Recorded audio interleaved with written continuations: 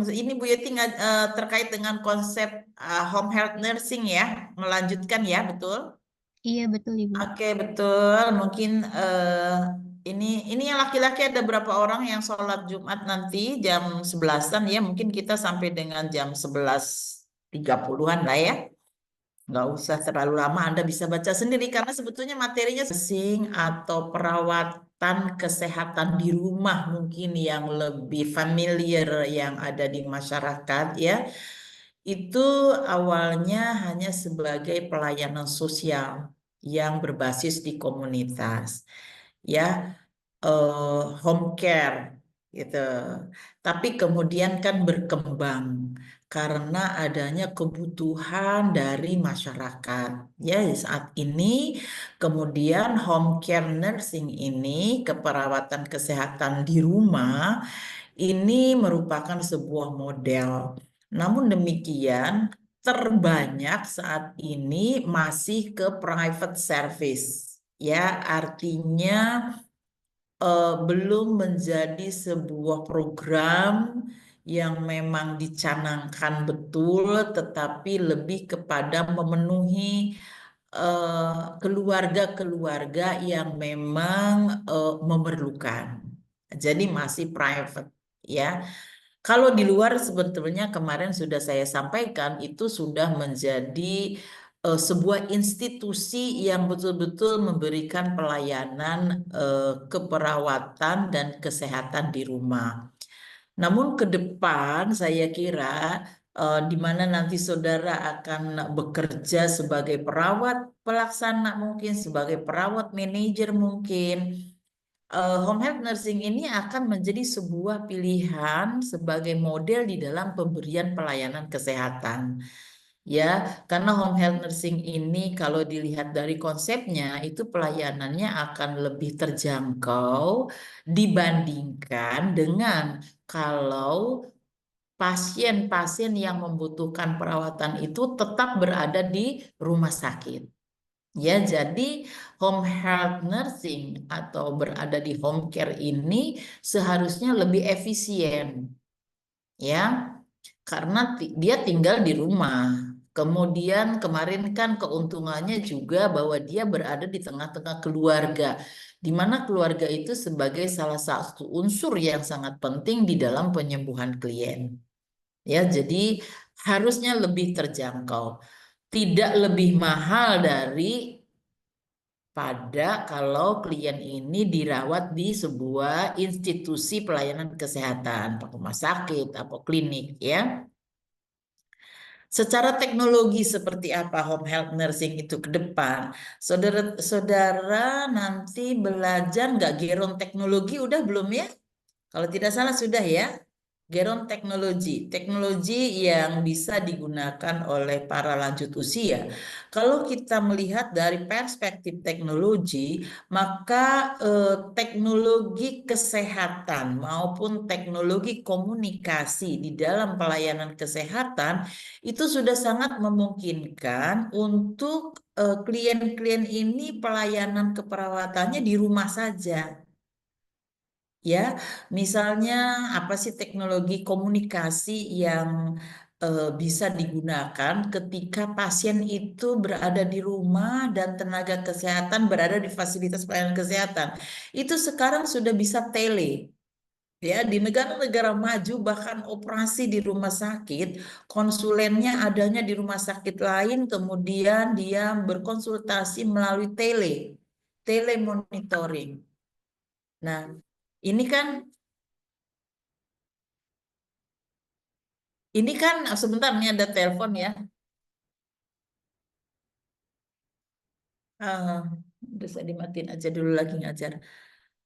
Nah, jadi dengan berbagai kemajuan teknologi, baik itu teknologi komunikasi maupun teknologi di dalam pelayanan kesehatan dan keperawatan, ya, ini akan mempermudah seseorang mendapatkan akses pelayanan, ya. Nah, di sini ada contohnya tuh dokumentasi tindakan keperawatan dilakukan, telemonitoring, konsultasi. Ini semuanya menggunakan personal digital assistance ya di dalam pelayanan. Belum lagi teknologi yang ada saat ini untuk gerontik itu cukup banyak ya.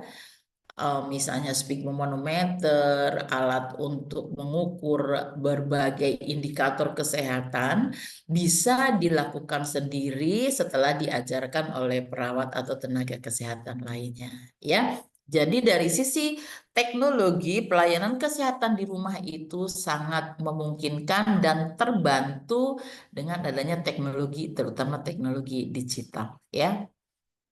Dampak positif kemajuan teknologi terhadap HHN itu pertama bisa meningkatkan kualitas tingkat layanannya, membantu klien dengan keterbatasan fisik dan finansial untuk mendapatkan pelayanan, dan juga mengurangi kerugian sosial dan ekonomi akibat dari pelayanan kesehatan. Jadi intinya kita memandang positif terhadap kemajuan teknologi untuk pelayanan kesehatan. Sekalipun mungkin ada beberapa hal yang sifatnya negatif, tapi kita melihatnya sebagai aspek positifnya.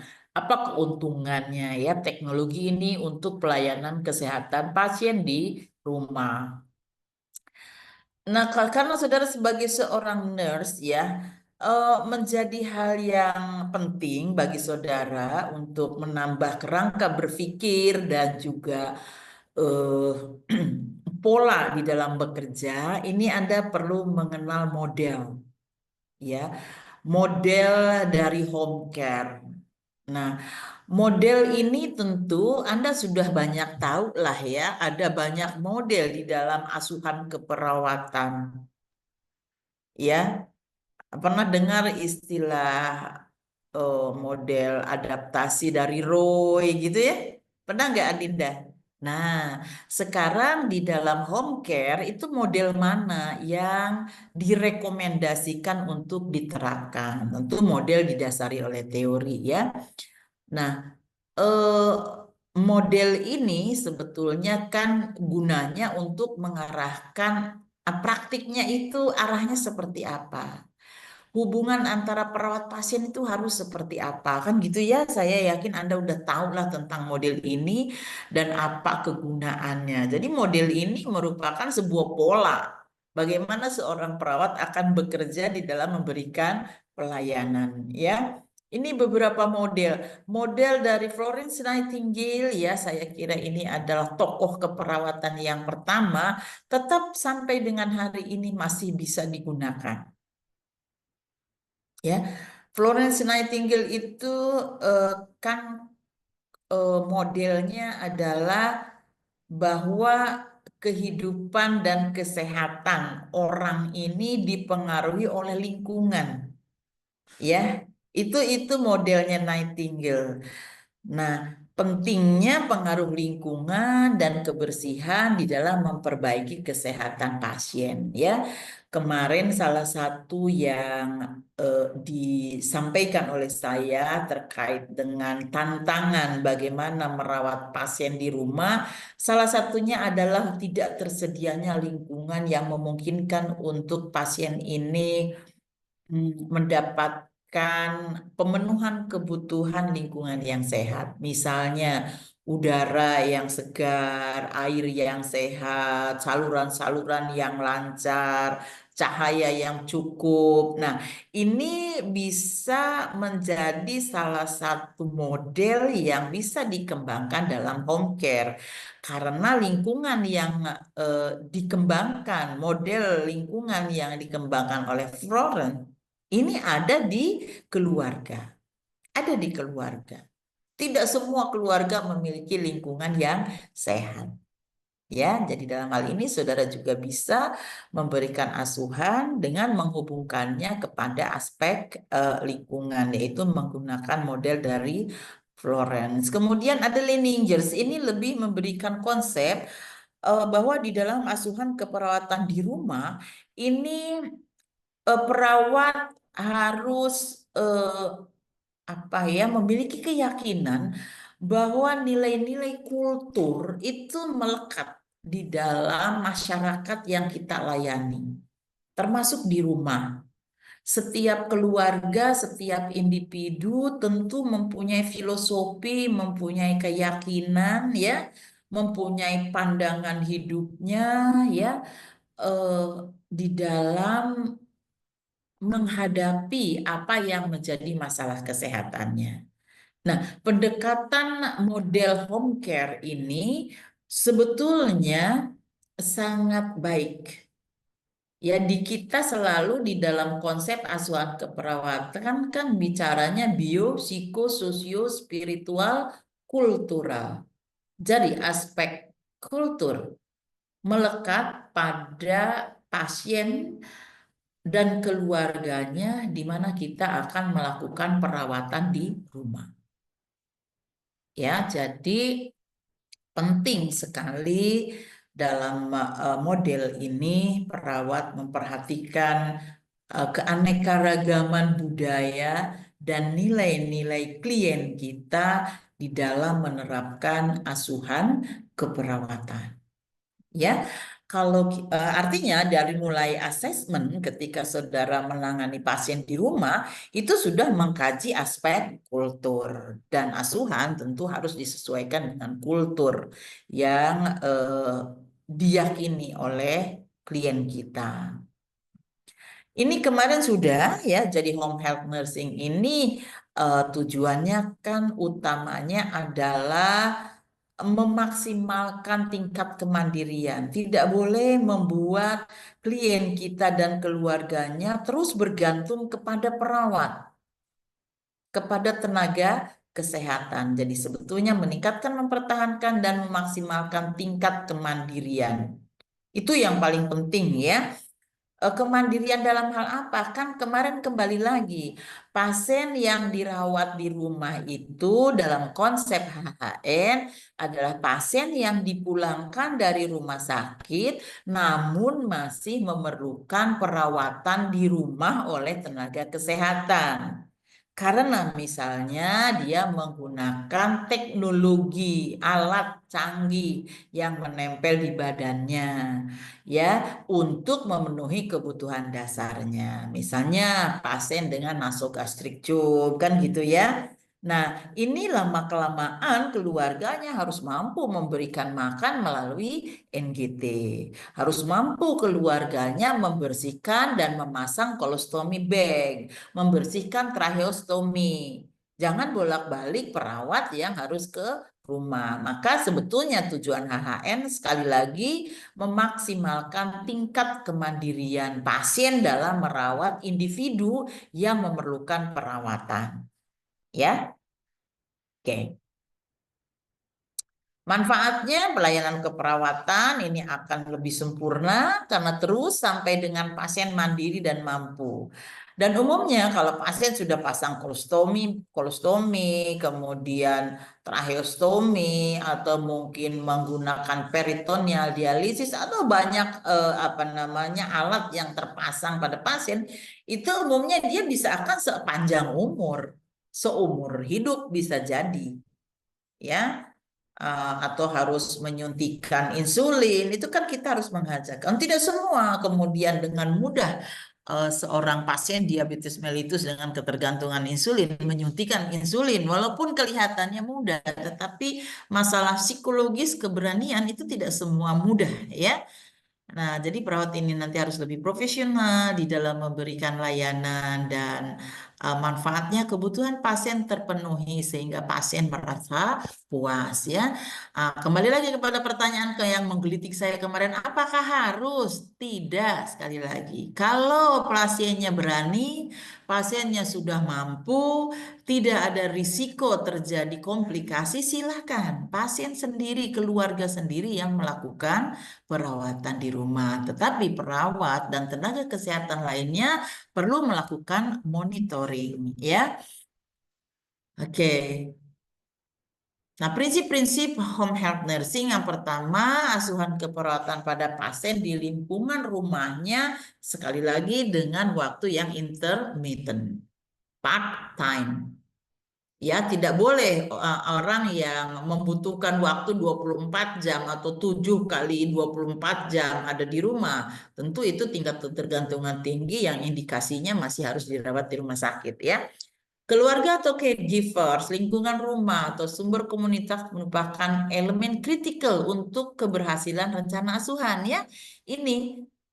Ini nomor dua ini penting sekali lagi dalam rangka kemandirian. Elemen kritis artinya elemen yang sangat penting untuk keberhasilan asuhan adalah adanya keluarga, adanya orang yang memang memberikan perawatan kepada pasien tersebut. Ini kan yang disebut dengan nurse assistant atau caregiver.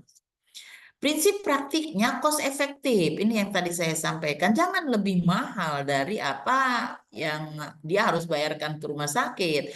Kemudian pelayanannya berkualitas karena menggunakan sumber-sumber yang sesuai dan tatanannya lebih kondusif. Kenapa? Karena itu di lingkungan keluarga.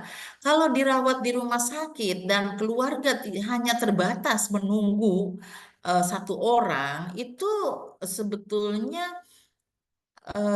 dari sisi kepuasan pasien, pasien itu umumnya ingin ditunggu oleh keluarganya. Secara psikologis sangat menguntungkan prinsip ini. Nah, kemudian prinsip lainnya, manajemen self-care di rumah. Sangat ditentukan oleh kooperatif tidaknya, bulat tidaknya tekad pasien dan caregivers untuk hidup sehat.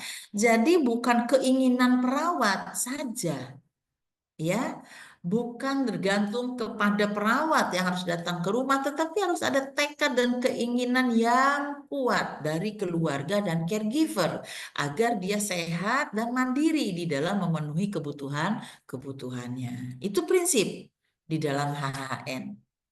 Jadi tidak ada sedikit pun di sini perawat harus mengambil keuntungan dengan adanya ketergantungan pasien, itu tidak boleh. Ya, tetap kita orientasinya kepada memandirikan pasien. Di dalam home health nursing kemarin saya sudah sampaikan ini perlu seorang case manager, di mana saya meminta saudara harus mampu nanti memimpin berbagai profesi lain atau disiplin ilmu lain untuk mengkoordinir ya perawatan kepada klien. Perawatan yang dilakukan bisa restoratif, rehabilitatif maupun paliatif. Ya. Kemudian prinsipnya harus mendidik pasien ataupun mendidik caregiver tentang penyakit dan ketidakmampuan sehingga dia mampu melakukan self care management. Sekali lagi didik dan ajarkan. Ya, prinsip ini sebetulnya selaras dengan prinsip asuhan keperawatan keluarga. Itu juga prinsipnya memandirikan peran dan fungsi keluarga. Jadi sejalan. Sejauh itu ada di rumah keluarga, maka bagaimana memandirikan keluarga itu menjadi prinsip.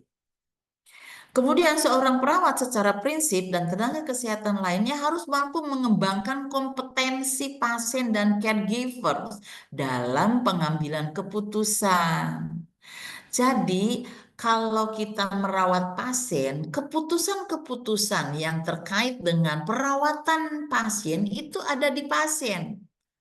Nah, bagaimana cara mengambil keputusan yang tepat untuk dirinya, untuk anggota keluarganya itu harus kita ajarkan. Ya, juga harus mampu menilai terhadap bagaimana mereka harus memanage perawatan ini di rumah. Jadi akhirnya segala sesuatu yang tadinya dikerjakan oleh perawat ya sejauh keluarganya ini harus sudah mampu, maka itu sudah mampu, sudah kompeten, itu dioverkan kepada caregiver dan kepada keluarganya. Jadi perawat itu lama kelamaan terus makin jarang datangnya. Kalau kemarin seminggu 3 kali, sebulan kemudian seminggu 2 kali, 3 bulan kemudian seminggu 1 kali, hanya untuk monitoring. Itu prinsip. Sekali lagi, tidak boleh perawat mengambil keuntungan dengan membiarkan keluarga bergantung kepada tindakan-tindakan keperawatan. Kecuali Ya, pasiennya yang diajarkan nggak mampu-mampu, takut-takut gitu. Daripada dia tidak makan, ya terpaksa perawat datang lagi. Pun demikian saya kira tetap harus ada upaya untuk terus memandirikannya. Terbayang nggak nih oleh saudara, ya seperti apa nanti saudara kalau menjadi home health nurse? Ini juga ya membantu adaptasi terhadap perubahan-perubahan yang terjadi, mengintegrasikan kembali pasien dalam sistem pendukung keluarga, masyarakat, dan sosial. Ini secara psikologis, mengintegrasikan kembali artinya setiap orang itu kan punya peran ya di keluarga, punya peran di masyarakat. Jadi tidak boleh kemudian dia dianggap orang sakit terus. Ya harus diajarkan bagaimana kembali ikut arisan di keluarga. Bagaimana ikut kembali berkumpul di pengajian di lingkungannya. Artinya, pasien ini harus dikembalikan kepada lingkungan keluarga dan lingkungan masyarakat. Ini kan sifatnya rehabilitasi secara sosial, ya. Nah, ini prinsip. Nah, jenis pelayanan ini ada 3 kategori, bisa pelayanan kepada klien yang sakit, kemudian yang punya spesialistik, karena dia menggunakan alat-alat yang khusus ini, pelayanan asuhan spesialistik. Karena kemarin seorang home health nurse ini sebetulnya harus seorang yang spesialis, ya. Nah, adapun yang kedua, ya, ini biasanya sih ya, mohon maaf nih, kalau misalnya perawat ini penghargaannya terhadap upaya-upaya promotif dan preventif sampai sekarang belum pernah mendapatkan fee, belum pernah mendapatkan penghargaan yang setara.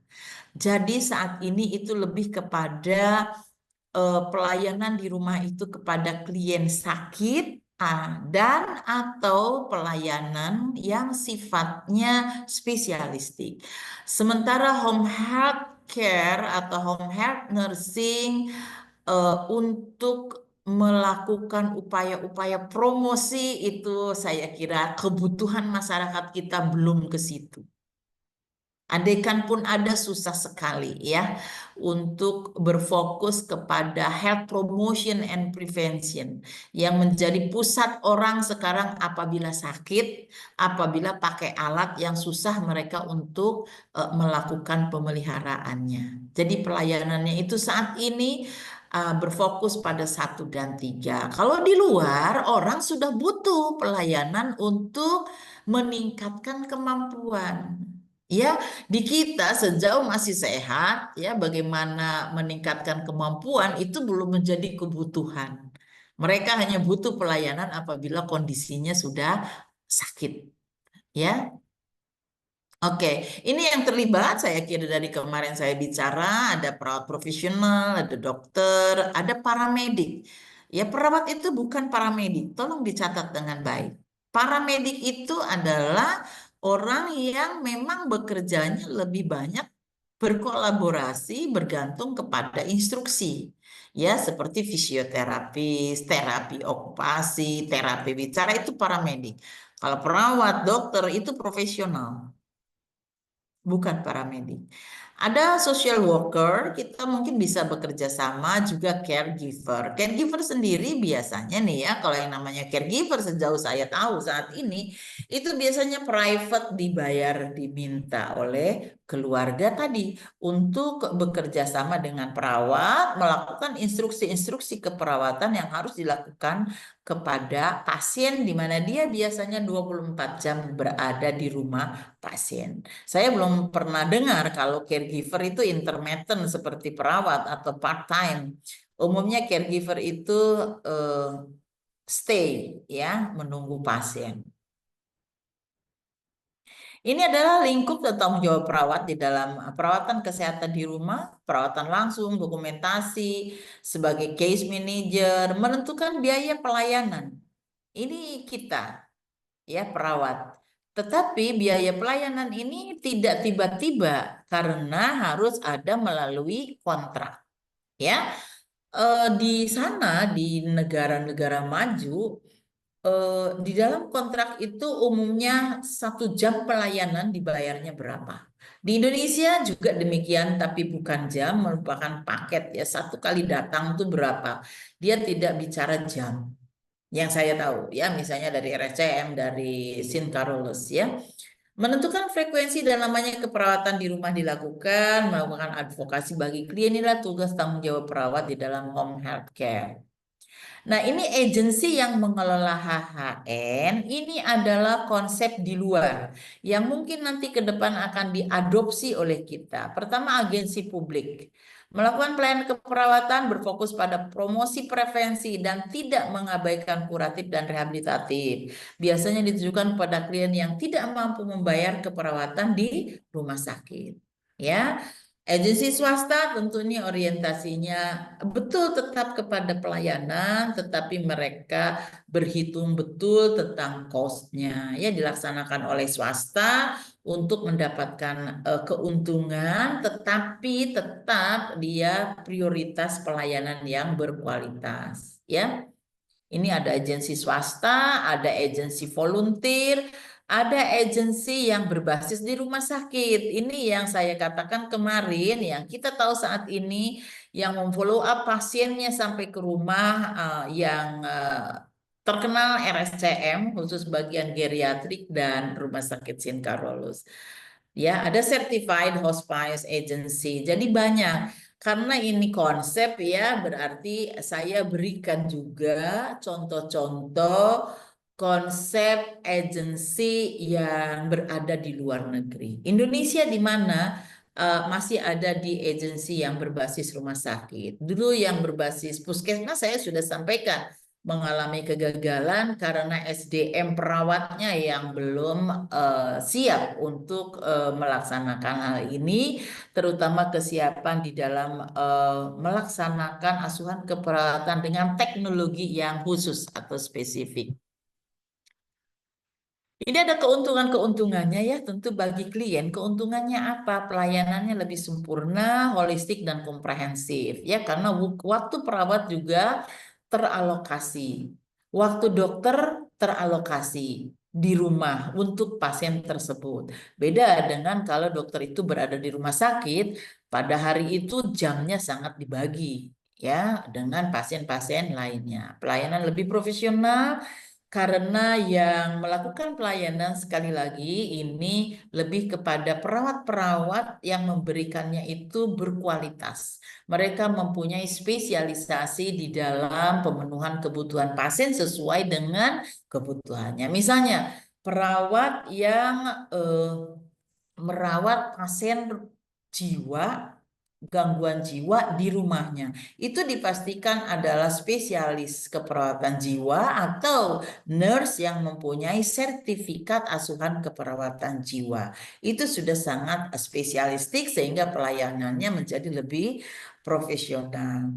Pelayanan keperawatan mandiri bisa diaplikasikan di bawah naungan legal dan etik keperawatan. Ya pasti ya ada etik dan legal. Dimanapun kita melakukan asuhan keperawatan, ada konsep legal dan konsep etik yang harus diterapkan. Kebutuhan klien akan terpenuhi sehingga klien akan nyaman dan puas dengan asuhan keperawatan yang profesional ya. Bagi institusi pelayanan, bagi rumah sakit, ya, tidak kehilangan konsumen dan selalu terkontrol. Ini sebetulnya saya agak kurang setuju nomor satu itu. Ya, terutama apabila kemudian pasien ini terus tetap harus membayar dengan kos yang tinggi. Kalau dibilang tidak kehilangan konsumen, ini terutama rumah sakit swasta. Ya, karena dia terus mengikatkan diri dan mengontrol pasiennya. Tetapi sejauh pasiennya memungkinkan untuk ada keterikatan dengan rumah sakit terutama swasta, itu sih bisa saja.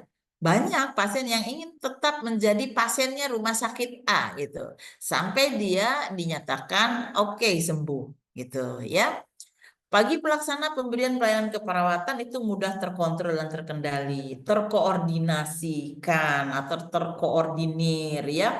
Cost control dapat dilakukan serta dapat melakukan penghematan biaya pelayanan. Cost control itu artinya mungkin dari sisi frekuensi ya terus berkurang sampai pasiennya mandiri sehingga menjadi hemat biayanya. Hemat dari mana? Hemat dibandingkan jika pasien ini terus-menerus berada di rumah sakit.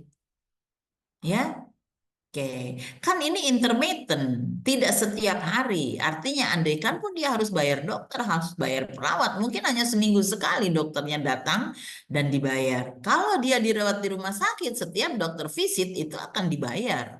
Setiap perawat melakukan asuhan keperawatan itu akan dibayar. Tapi karena intermittent, maka ini menjadi menghemat bagi institusi maupun bagi keluarga. Bagi pendidikan keperawatan ya tentu ini menjadi lahan untuk praktek dan model ya, dan juga merupakan area untuk penerapan Tridharma perguruan tinggi. Artinya banyak keuntungan, sebetulnya banyak manfaatnya apabila home health nursing ini jalan di Indonesia. Ya, ini networknya sebetulnya bisa berubah-berubah ya. Jadi tim home health nursing ini adalah salah satu agensi, salah satu institusi, salah satu lembaga di luar rumah sakit ataupun di dalam sistem kesehatan. Tapi dia akan menjadi sistem dalam pelayanan kesehatan. Ya, discharge planner di rumah sakit akan mengirim ke lembaga home health nursing. Ya, kemudian rumah sakit ini kan memulangkan pasien. Klien dipulangkan dengan kebutuhan pelayanan keperawatan lanjutan akan ditangkap oleh home health nursing agency dan dia akan menugaskan perawat, dokter mungkin, ahli gizi mungkin, ahli laboratorium mungkin ya, sesuai kebutuhan pasien ini akan langsung menghandle. Ini garisnya garis lurus. Kalau ini garis putus, putus. Artinya dia koordinasi. Jangan sampai perawat komunitas di puskesmas juga tidak tahu mengenai adanya home health nursing dan pekerjaannya. Karena perawat komunitas di puskesmas ini kan struktur. Memang pemerintah punya kewajiban sebetulnya mengurus pasien pulang dengan lanjutan asuhan. Ya, jadi tidak selalu harus dari sini, tetapi dari agensi yang swasta mungkin. Ya, atau siapapun dari jenisnya tadi. Dia melakukan asuhan ke sini.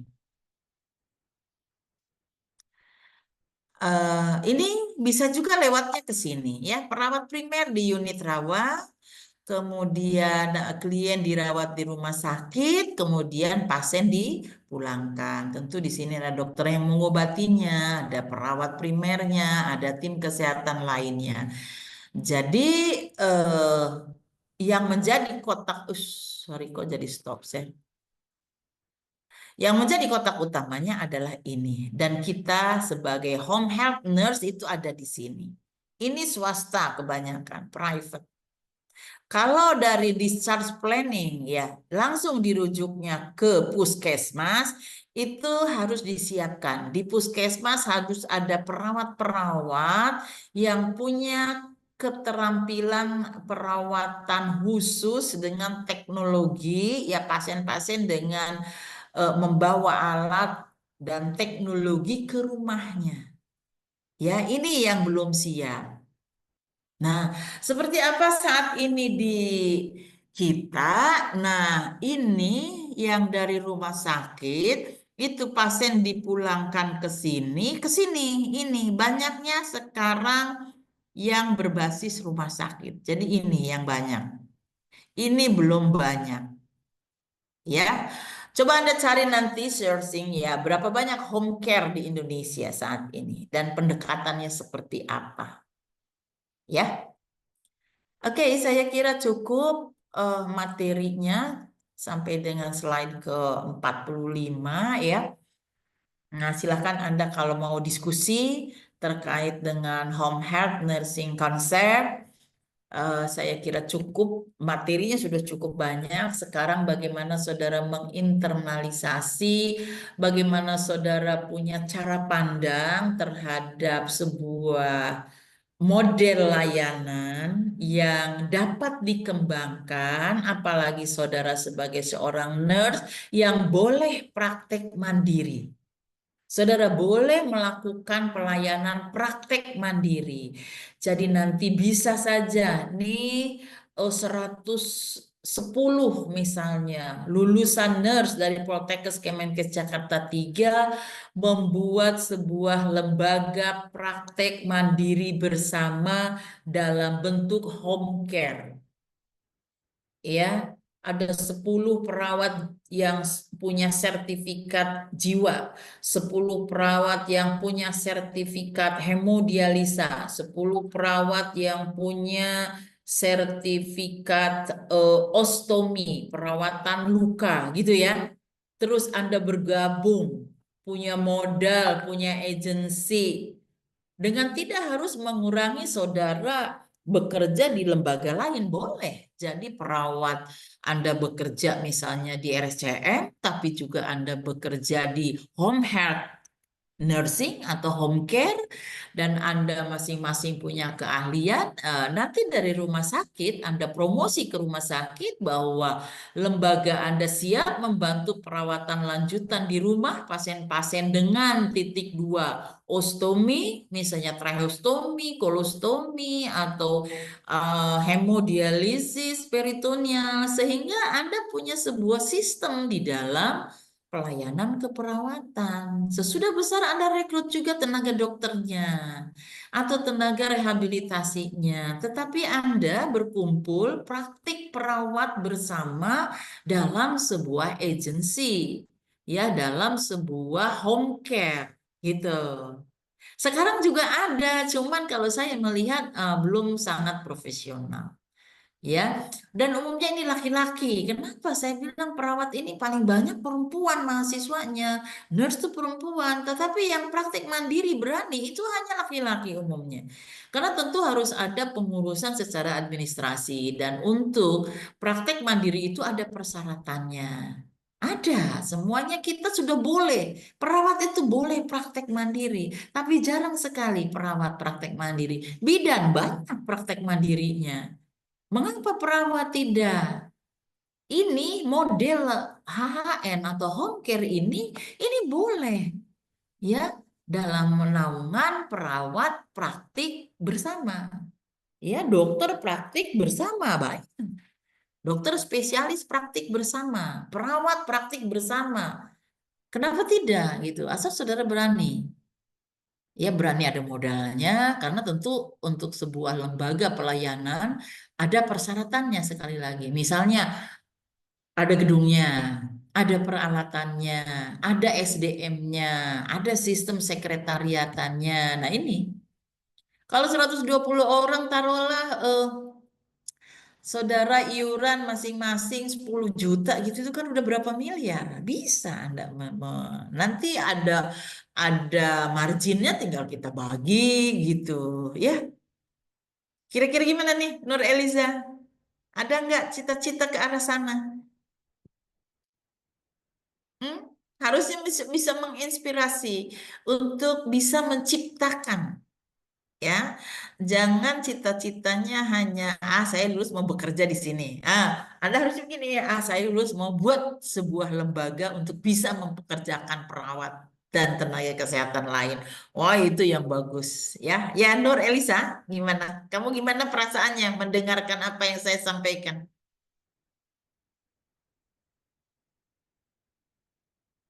Nih, silahkan. Pertanyaan saya, apa inspirasi yang Anda tangkap dari home health nursing, model pelayanan yang bisa dikembangkan? Siapa yang mau berpendapat? Silahkan. Apakah ini masuk apa enggak gitu kuliah saya ini ke benak saudara sehingga menimbulkan sesuatu pemikiran dalam diri saudara. Itu yang penting. Kalau bicara konsep kan Anda bicara bagaimana Anda berpikir selanjutnya gitu. Siapa yang ingin menyampaikan pendapat silahkan. Masa saya terus yang bicara dari tadi.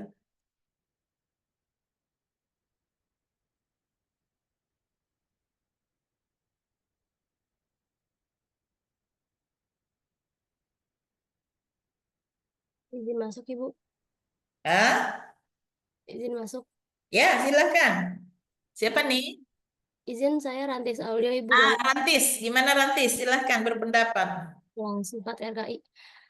Ibu, sebetulnya saya mau berpendapat aja ya Bu ya. Nah, Di kemarin itu yang kita bahas konsep itu kan ada bahas tentang cost ya Bu ya. Kan kebanyakan HHN ini sebetulnya kalau di Indonesia lebih populernya secara private dan biasanya dilakukan oleh kaum-kaum atas gitu, menengah atas.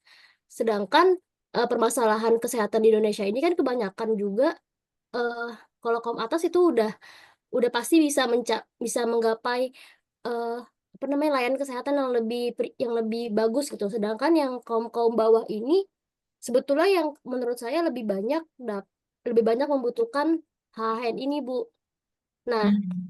tapi karena kosnya besar HHN ini, home health nursing ini, menurut Ibu bisa nggak sih kalau misalnya discharge planning HHN ini di cover sama BPJS gitu? Oke, sebuah pemikiran yang bagus, ya. Bisa. Asal saudara ada persyaratannya.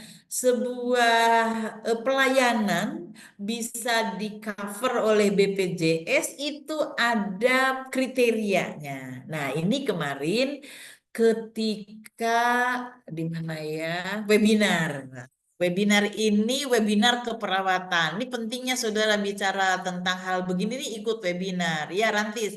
Jadi ada webinar keperawatan itu ada Direktur BPJS ya diundang dalam webinar keperawatan tersebut ya. Kemudian banyak perawat praktek yang selama ini sudah mandiri praktek, tapi belum terkait dengan BPJS. Kemudian disampaikanlah, kalau bidan itu sudah, misalnya menolong persalinan, satu satu kali menolong persalinan normal, seingat saya itu di cover 700.000 kalau nggak salah dibayarkannya oleh BPJS. Nah, sekarang perawat kan banyak memberikan pelayanan pada saat praktek. Itu yang ditanyakan oleh para perawat. Saya ingat yang bertanyanya perawat praktisi dari Provinsi Bali. Nah, kemudian dijawab oleh Direktur BPJS itu Prof siapa namanya? Lupa. Direktur BPJS-nya langsung bicara. Bisa, asal yang dilaksanakan itu sesuai dengan persyaratan yang ditetapkan oleh BPJS. Kita tinggal pelajari persyaratannya itu berupa tindakan keperawatan yang memang diperlukan. Misalnya, saudara harus melakukan, dia yang ngasih contoh. Misalnya, pasien dirawat di rumah dengan dipasang kolostomi. Maka setiap perawatan kolostomi yang dilakukan oleh perawat itu bisa diklaim ke BPJS. Itu contoh yang beliau berikan. Ya, jadi kalau ada praktek home health nursing, nah tentu ini harus diperjuangkan ya, karena itu harus melalui sebuah prosedur bagaimana kita bisa dapat kapitasi istilahnya ya dari BPJS. Jadi apa yang dipikirkan Rantis itu benar, bisa. Ya ini organisasi profesi PPNI sedang memperjuangkan ini agar perawat-perawat praktik itu di dalam melakukan pelayanan ya itu bisa diberikan bisa komplain bisa diklaim ke BPJS. Satu yang disampaikan oleh Dirut BPJS harus clear. Nah, ini yang harus kita cari. Apa sih persyaratan sebuah tindakan yang disebut clear dan memenuhi persyaratan oleh Direktur BPJS? Ya, Aratis, bagus sekali pemikiran kamu tuh. Ya, ya, tapi sekarang jangan pesimis ya, kita harus optimis, bisa gitu. Sekali lagi tanpa berjuang kita ini enggak akan diperhatikan oleh orang lain. Contoh yang tadi, bagaimana memperjuangkan agar setiap tindakan keperawatan itu bisa diklaim ke BPJS gitu. Ya, jelas Rantis? Sudah cukup jelas, makasih Ibu. Oke, nah gitu bagus. Jadi mulai sekarang coba berpikir, dipelajari apa itu home care, kebijakan home care di Indonesia. Tapi sekali lagi melalui kewenangan praktik mandiri. Perawat itu punya kewenangan praktik secara mandiri sama dengan bidan. Ya, contoh sekarang yang perawatan luka, di mana-mana ada rumah perawatan luka loh. Di dalamnya itu perawat, perawat dengan lisensi perawatan luka. Nah, BPJS harusnya bisa melihat bahwa ini adalah kebutuhan masyarakat. Kasus diabetes mellitus makin tinggi, kasus gangren makin tinggi. Ya, siapa yang mampu melakukan perawatan yang baik? Perawat tentunya. Nah, ini salah satu yang sedang diklaim. Hitan misalnya, sekarang hitan. Hitan itu bisa nggak diklaim oleh BPJS karena perawat banyak yang saat ini memberikan pelayanan hitan bagi anak. Nah, ini kan ada peraturan baru tuh soal hitan. Ya, jangankan perawat, apa itu dukun hitan aja boleh gitu. Ya, kenapa perawat tidak?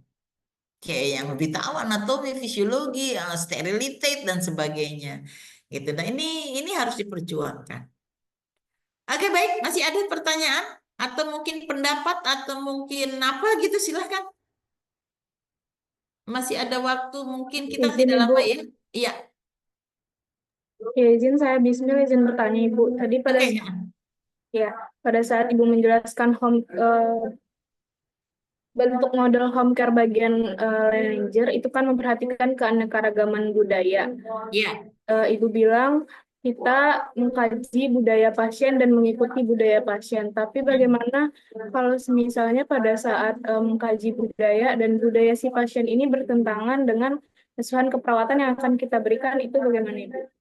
Oke, Bismillah, mungkin ada salah persepsi ya. Saya tidak mengatakan mengikuti budaya pasien ya, melakukan pengkajian terhadap kultur pasien dan melakukan asuhan klien dengan memperhatikan ya. Tentu kalau ada kultur yang merugikan, kita harus melakukan edukasi kepada pasien. Ya, tidak bisa. Misalnya nih ada salah satu kultur di daerah mana itu bukan Majalengka, apa tuh namanya ya yang banyak mangga tuh apa sih namanya? Daerah Majalengka situ Indramayu. Nih, di Indramayu, misalnya saudara nanti prakteknya di Indramayu, salah satu budaya mereka pada saat ibu habis melahirkan itu tidak boleh keluar rumah, bayinya nggak boleh dimandikan dulu, gitu kan ya. Ibu postpartum itu tidak boleh bergerak. Apa yang terjadi ya? Ibu-ibu postpartum itu mengalami flebitis lah, mengalami perdarahan lah. Itu kan budaya yang tidak baik, ya kultur yang tidak baik. Oleh karena itu, justru itu kalau budayanya merugikan ya jangan diikutin, tapi kita edukasi masyarakat, edukasi individu itu apa yang akan terjadi jika kultur itu terus dipertahankan? Bayinya akan kuning, ASINY-nya tidak akan keluar gitu ya.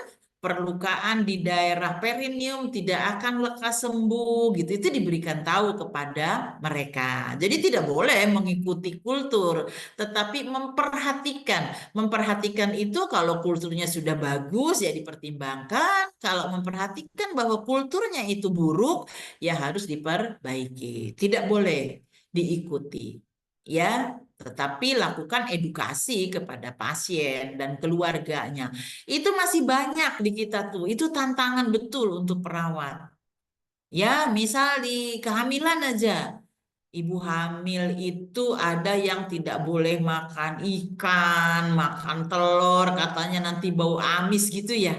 Masih ada di daerah yang seperti itu. Ya, itu tidak boleh dibiarkan seperti itu. Ya justru kita pelan-pelan memperhatikan kultur eh, ya dengan cara memperbaikinya. Ya, ya, siapa? Tadi yang tanya Anjeliana ya? Sorry, Ibu. Iya, gitu ya. Bismil, Bismil, Bismil salah. Kok mirip sih? Itu kacamata yang satu enggak. Oke, baik. Terima kasih pertanyaannya. Oke, saya kira saya tidak bisa terlalu lama dengan saudara. Ini udah ditunggu ya. Dan ada juga ada yang mau sholat. Yang laki-laki mana sih? Ada berapa orang? Nah, itu saya kira cukup sampai di sini dulu. Si Pen silakan screenshot dulu ya. Ya, baik. Untuk kelas 4A boleh raise hand dan on cam ya.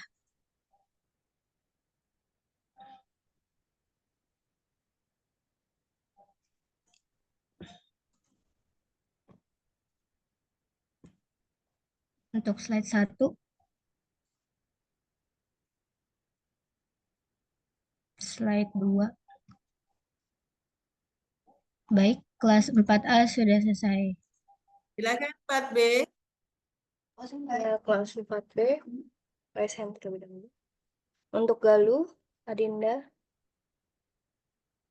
bisa di lower hand Adinda. Slide 1.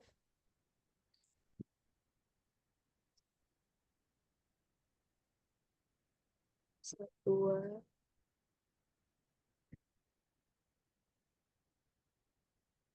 Sudah? Sudah. Kemudian kelas KI, RKI, silakan.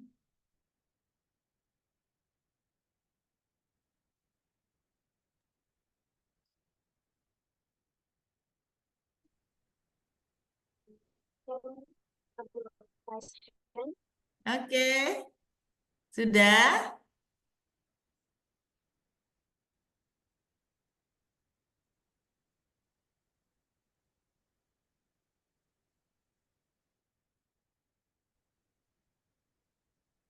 Halo?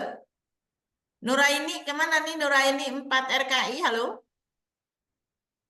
Kok nggak muncul? Adinda Ramadhani, awas ya, nanti kan